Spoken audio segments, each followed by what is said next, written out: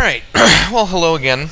I'm back for more. It's all very exciting stuff. Just getting ready to go in here, do some for reals laddering, get involved with the community. Went ahead and tweaked some of my graphics options a little bit. Hopefully that should address some of the canning issues I was having.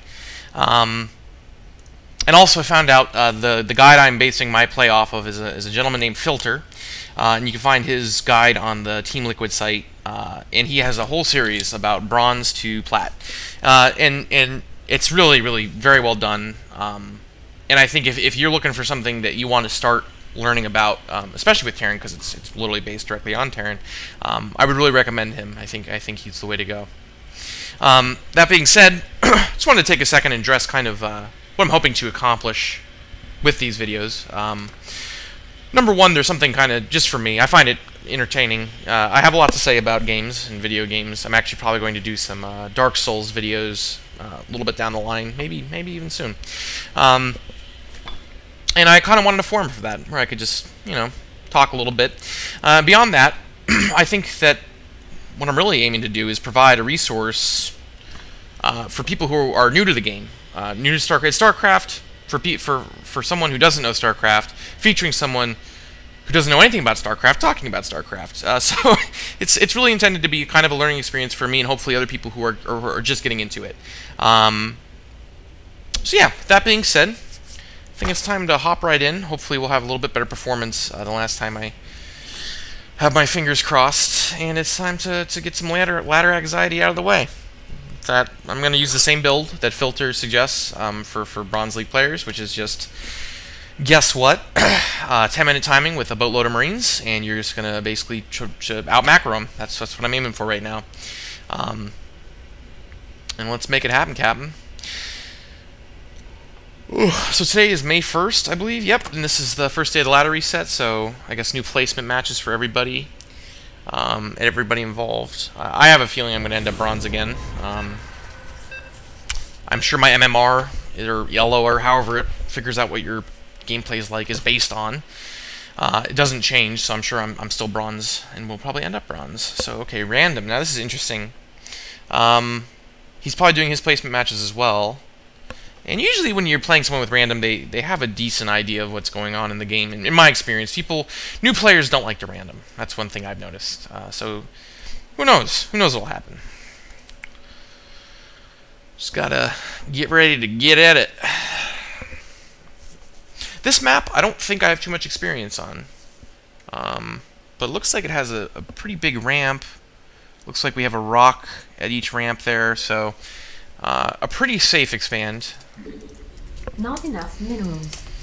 Alright, and always throw down the good luck, have fun. I mean, that's just good policy. Pretty rude not to, in my opinion, because it's a video game for fun. Not a life choice. Though for some people maybe it is a life choice.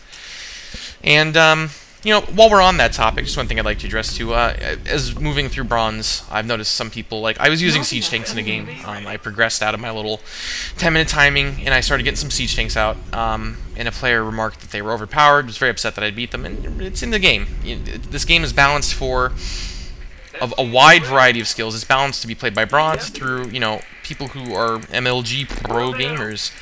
So you just got to realize Blizzard probably has a decent idea of what's going on.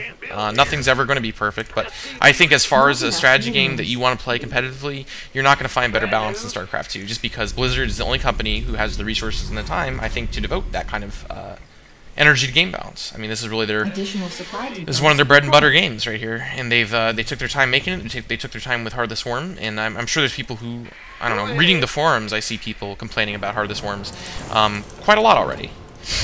I think compared to Wings of Liberty, and I mean, that's their prerogative. That's fine.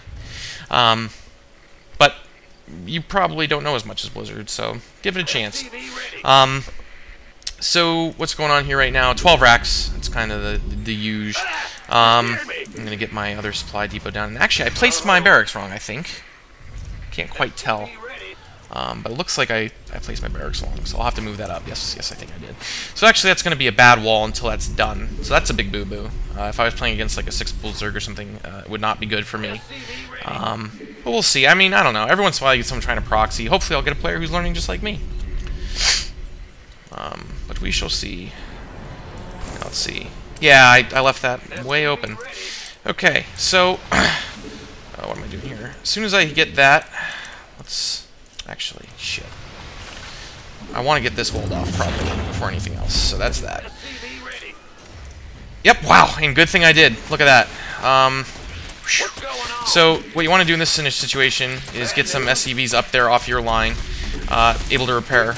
You should be able to out repair a couple Zerglings until that Marine gets out. So yeah, no problem. I'll hold this, and if he tries to keep pushing through with it, he's just going to lose those Zergs. So yeah, there's my Marine, starting to kill them, and it looks like he's just going to stand there and kind of let it happen.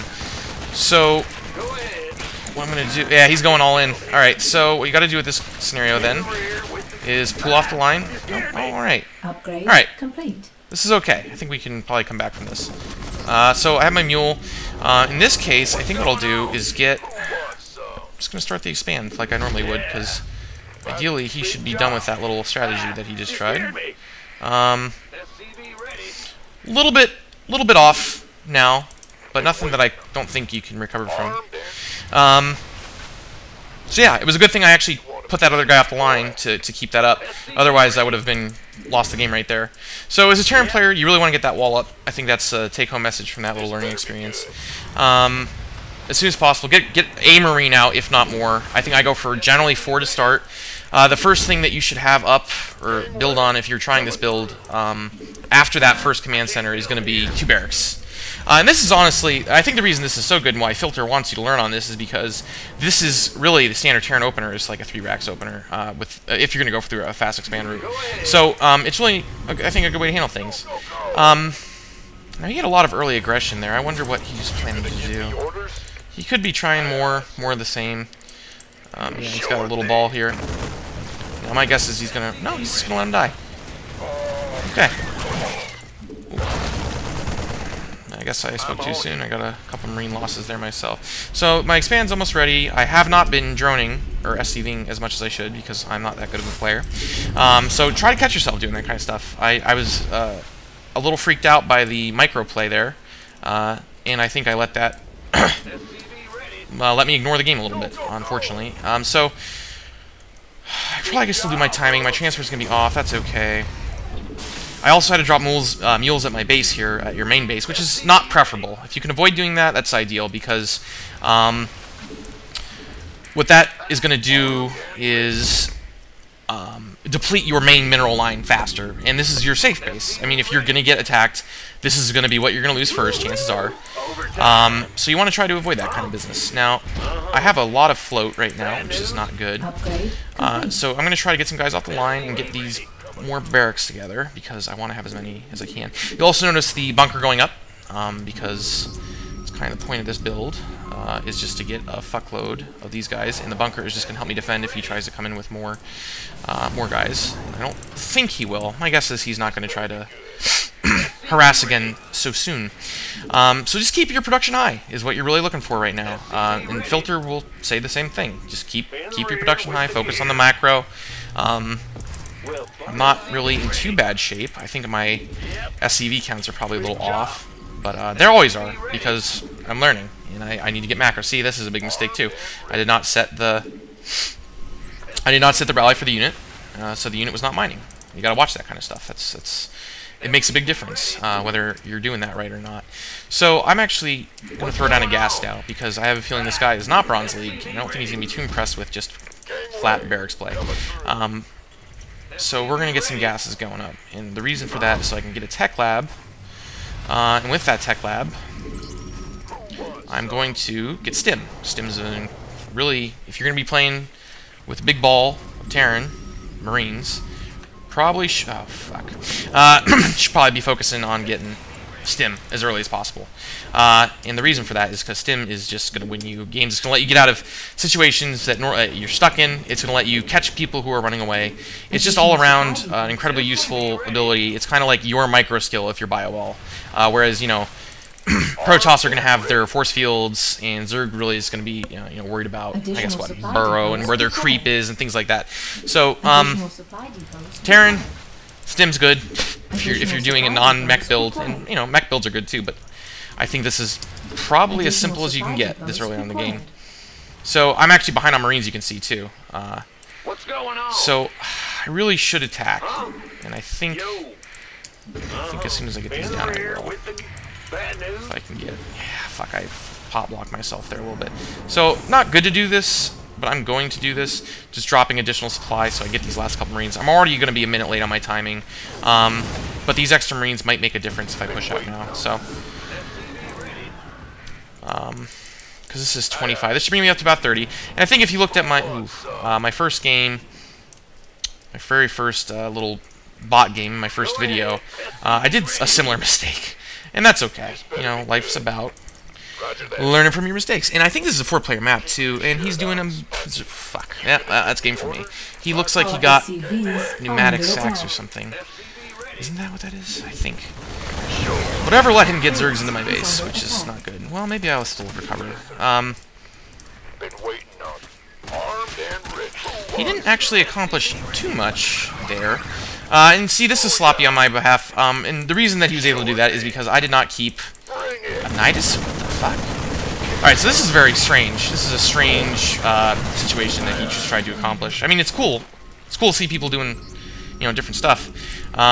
But that was probably not destined to be effective with just Zerglings. It's like very early game for Nidus. I don't understand why that was the case. But I have a decent amount of Marines, and I'm assuming he's left. I have a feeling. I don't know. I probably should have scouted, huh? We're going to try left. He actually didn't get that much done. That's good. I'll leave these 2 Marines over here, and I'm just going to crap out some more Marines if I can.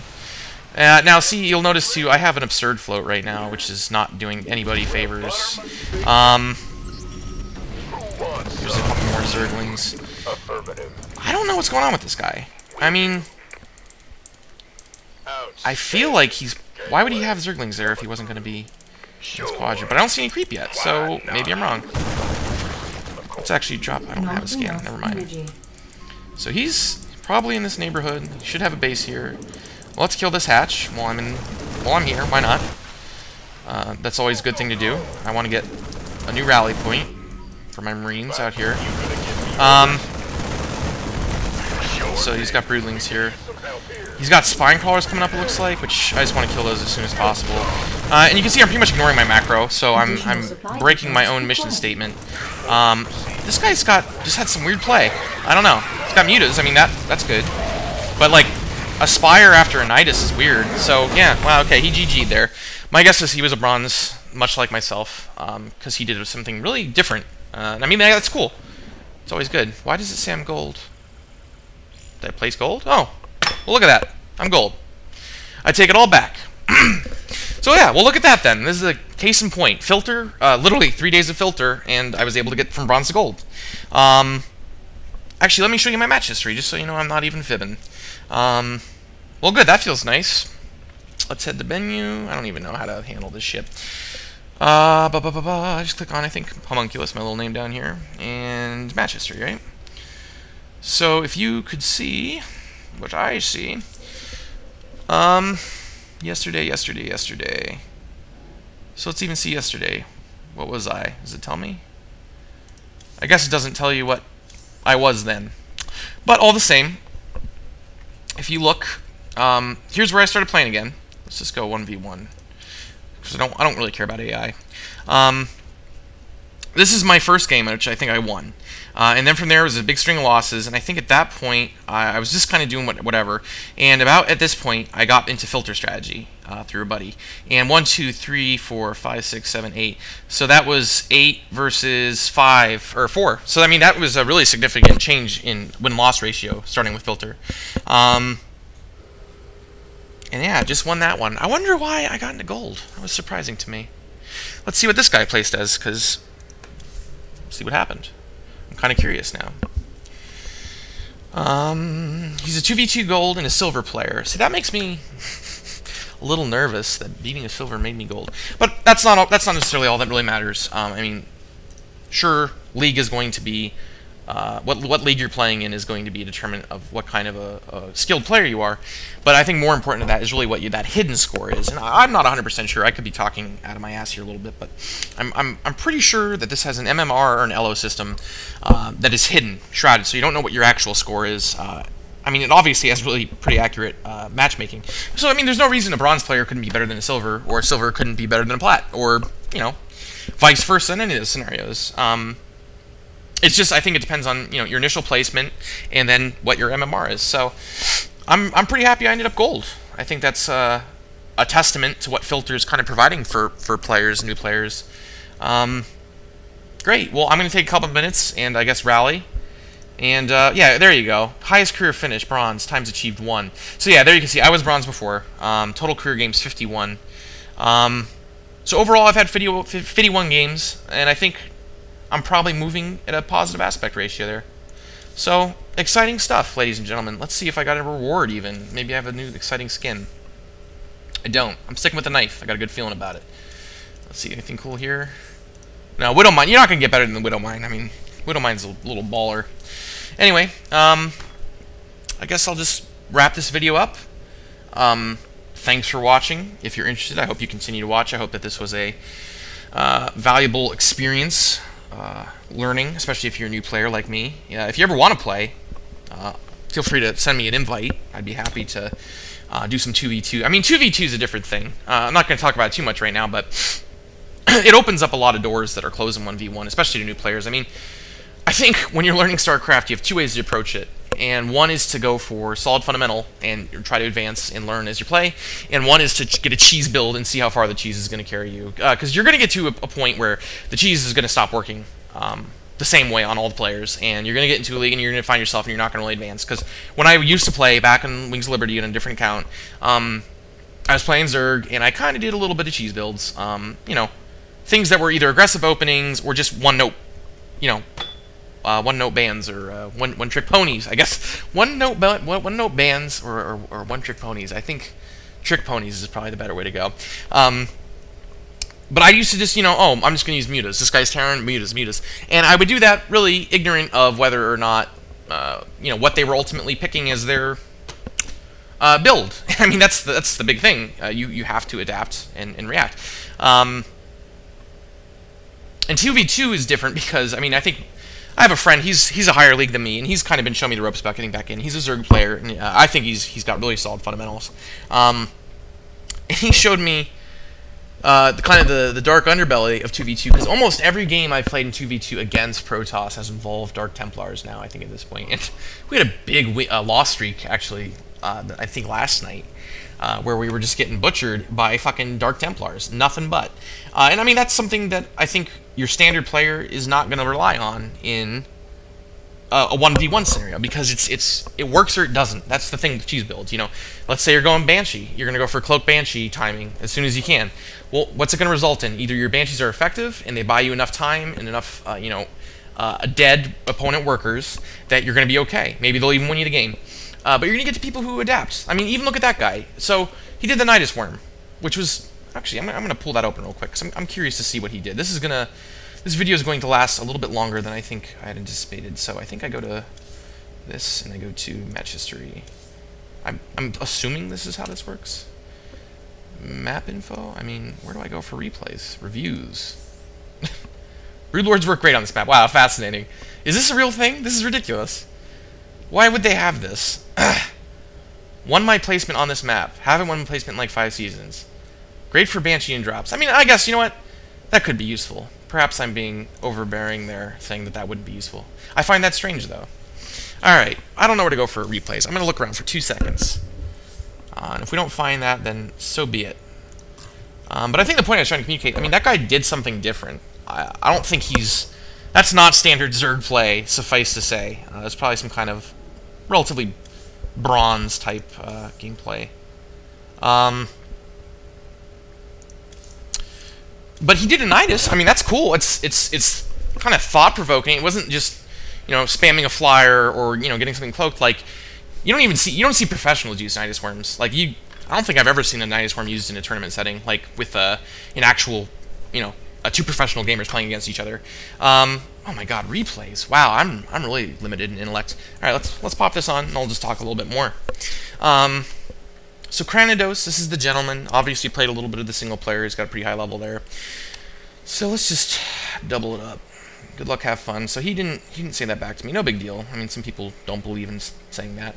So he scouted up. Now, this is what Zerg players should always do. I mean, really, that first Overlord...